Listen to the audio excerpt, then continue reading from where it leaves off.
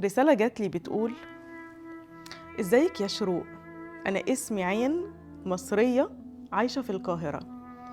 أنا بقيلي سنين بعاني بسبب أخويا اللي كنا روح واحدة أيام زمان. كان أقرب حد لقلبي، وأنا كنت أقرب وأحب حد ليه. كان بينا ذكريات كتير حلوة ومواقف حلوة. كان اللي يشوفنا ماشيين مع بعض يفتكرنا 2 حبايب مش اخوات، لحد ما اتجوز وكل حاجة اتغيرت تماما. بعد عني قوي يا شروق، ما بقيناش قريبين زي الأول. بقيت بحس إنه بيخاف يقرب ليا وبيخاف يودني. بيتوتر لو مراته شافتنا بنضحك مع بعض أو حتى إيده على كتفي.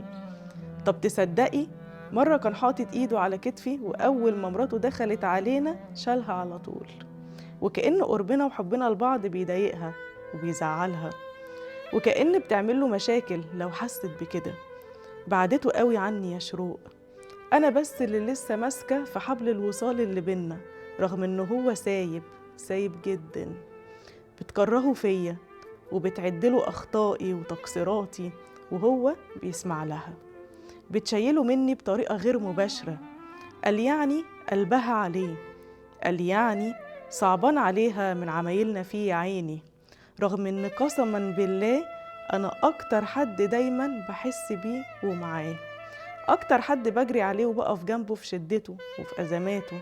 بس اتغير وشال مني وقسي عليا، بقى بياخد مواقف مني وبعد عني بقلبه، وحبه ليا قل كتير. ما بقيناش نفس الإخوات ولا نفس القلب والقرب والمحبة زي زمان. ده احنا حتى ما بقيناش محصلين العادي.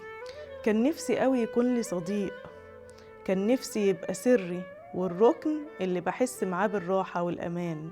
كان نفسي أحكيله وأفضفض من غير خوف. قولولي أعمل إيه وأتصرف إزاي، وإيه رجعلي تاني حضن أخويا ليا وحنيته عليا.